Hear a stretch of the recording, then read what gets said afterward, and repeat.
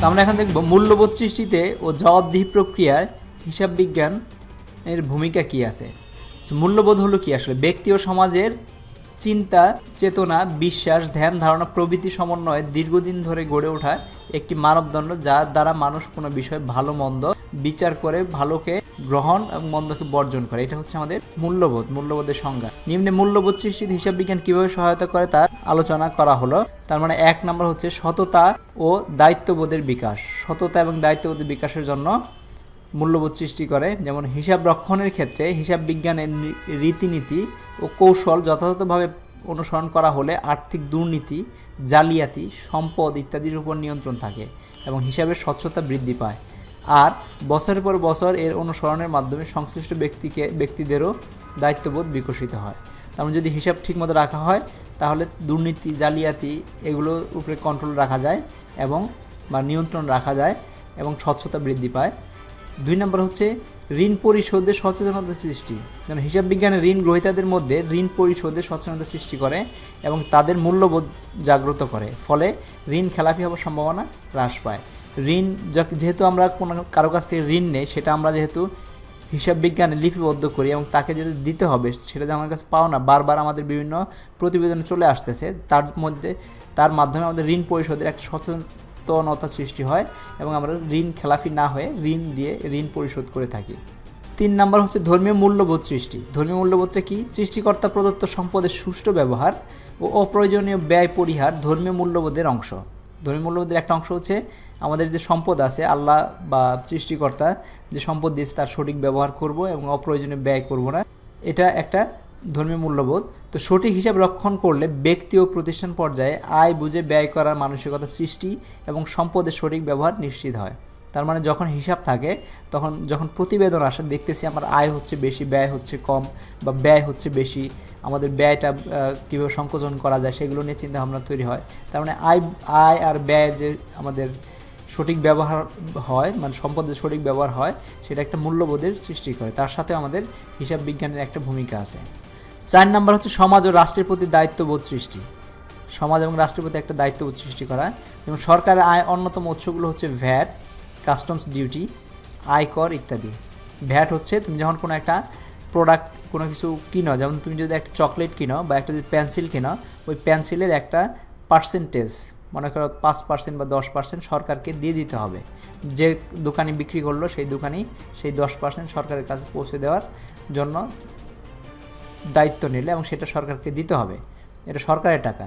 Customs duty হচ্ছে আমাদের যখন বিদেশ থেকে কোনো কিছু নিয়ে আসা হয় তখন ওইটার উপরে একটা ট্যাক্স বসানো হয়, কাস্টমস, সেটাকে বলে কাস্টমস ডিউটি। সেই টাকা দেওয়া আমাদের দায়িত্ব। যেমন আমরা যদি ইম্পোর্ট এক্সপোর্টের বিজনেস করি, বিদেশ থেকে জিনিসপত্র এনে দেশে বিক্রি করি, তখন আমাদের ওই জিনিসপত্রের উপরে একটা কাস্টম ডিউটি দিতে হবে। আয়কর হচ্ছে আমাদের বেচা কিনি লেনদেন করার পরে যদি আমাদের যে আয় হলো সেই আয়ের একটা অংশ আমরা সরকারকে দিয়ে দেব, সরকারকে দিয়ে সেটাকে আয়কর বলা হয়। তো হিসাব বিজ্ঞানের যথাযথ প্রয়োগের মাধ্যমে সঠিক আয় ব্যয় নির্ণয় করা সম্ভব, ফলে কর ফাঁকি দেওয়ার প্রবণতা লোপ পায়। তার মানে হচ্ছে আমাদের যত সঠিক আয়, সরকার যদি আমাদের কাগজপত্রগুলো দেখে আমাদের আয় ব্যয় সঠিকভাবে বুঝতে পারবে এবং আমরা কর ফাঁকি দেব না এবং সরকার তার টাকাটা পেয়ে যাবে। 5 নম্বর হচ্ছে জালিয়াতি ও প্রতারণা প্রতিরোধ। জালিয়াতি এবং প্রতারণা প্রতিরোধ করে। সুষ্ঠু হিসেবে ব্যবস্থা প্রচলিত থাকলে সম্ভাব্য শাস্তি ও দুর্নামের ভয়ে প্রতিষ্ঠানের কর্মচারী ও কর্মকর্তাদের মধ্যে জালিয়াতি, তহবিল তসরুফ, প্রতারণা সহ বিভিন্ন অনিয়মের প্রবণতা হ্রাস পায়। যখন দেখে যে একটা প্রতিষ্ঠানের সব আয় ব্যয় সঠিকভাবে হিসাব করা হচ্ছে, তখন কেউ জালিয়াতি করার চেষ্টা করবে না, কারণ তখন ধরা পড়ে যাবে। ধরা পড়লে তার শাস্তি হতে পারে, পুলিশে দিয়ে দিতে পারে, বা দুর্নাম হতে পারে, সমাজে তাকে গ্রহণ নাও করতে পারে যে এই লোকটা জালিয়াতি করছে, এই লোকটা প্রতারণা করছে টাকা দিয়ে। তো তার ভয়ে তারা জালিয়াতি বা প্রতারণা করবে না। তো এইভাবেও মূল্যবোধ সৃষ্টিতে জবাবদিহিত প্রক্রিয়ায় হিসাব বিজ্ঞানের ভূমিকা আছে। তো জবাবদিহিতে হিসাব বিজ্ঞান জবাবদিহিতার জন্য কাজে লাগে। যেমন নির্দিষ্ট কার্য সম্পাদনের দায়িত্ব সুনির্দিষ্ট হলে কাজের ফলাফলের জন্য সংশ্লিষ্ট ব্যক্তিকে তার কাজের জন্য দায়ী করা যায়। যেমন নির্দিষ্ট সম্পাদনের দায়িত্ব সুনির্দিষ্ট হলে কাজ ফলাফলের জন্য সংশ্লিষ্ট ব্যক্তিকে তার কাজের জন্য দায়ী করা যায়।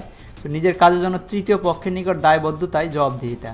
তার মানে আমি যে কাজটা করতেছি তার জন্য যে আরেকজনের কাছে জবাবদিহি করতে হবে, সেটার হচ্ছে আমাদের জবাবদিহিতা। তার মানে এই জবাবদিহিতা কার্যক্রমকে গতিশীল রাখার ক্ষেত্রে হিসাব বিজ্ঞানের ভূমিকা উল্লেখ করা যায়। যেরকম এক হচ্ছে ব্যবসায় প্রতিষ্ঠানে আভ্যন্তরীণ জবাবদিহিতা কেমন সুনিশ্চিত করে, সেটা হচ্ছে আধুনিক বিকেন্দ্রীকরণ ব্যবস্থায় আয়ের জন্য, ব্যয়ের জন্য এবং বিনিয়োগের জন্য নির্দিষ্ট ব্যক্তিকে পূর্ণ ক্ষমতা দেওয়া হয়, যাতে করে দায়িত্ব পালনে পূর্ণ মনোযোগ প্রদান সম্ভব হয়। যেমন আমরা এখন একজন দেখবে আমাদের কত আয় হচ্ছে, একজন দেখবে কত ব্যয় হচ্ছে, একজন দেখবে কত টাকা বিনিয়োগ হচ্ছে। তো তিনজন ব্যক্তি যদি তিন ধরনের কাজ করে তাহলে এটা এক একজন তার দায়িত্ব খুব সহজেই পালন করতে পারবে। তিন দিক দেখার সাথে একদিক দেখা খুব সহজ। তো নির্দিষ্ট হিসাবকাল শেষে অর্পিত দায়িত্বের ফলাফল সম্পর্কে ঊর্ধ্বতন কর্তৃপক্ষের প্রশ্নের জবাব প্রদানে সক্ষম হয়, তারা তাদের মতো করে জবাব প্রদান করবে। মালিক, ঋণদাতা ও বিনিয়োগকারীদের নিকট জবাবদিহিতা। তো একটা কোম্পানি কীভাবে চলতেছে, একটা ব্যবসা কীভাবে চলতেছে তার জন্য সে তার মালিক, তার ঋণ যেখান থেকে ঋণ নেওয়া হয়েছে, বিনিয়োগকারী যারা তাদের সাথে জবাবদিহিতা যেটা হয় সেটা প্রতিষ্ঠানের হিসাব রক্ষণ ও ব্যবস্থাপনায় নিয়োজিত ব্যক্তিবর্গের এই মর্মে জবাবদিহি করতে হয় যে প্রস্তুতকৃত বিবরণীতে প্রতিষ্ঠানের সঠিক চিত্র তুলে ধরা হয়েছে কিনা, বিনিয়োগকৃত অর্থের সঠিক ব্যবহার কতটুকু নিশ্চিত হয়েছে, অর্জিত মুনাফা ও প্রাকল্পিক মুনাফার সঙ্গতি রক্ষা হয়েছে কিনা ইত্যাদি।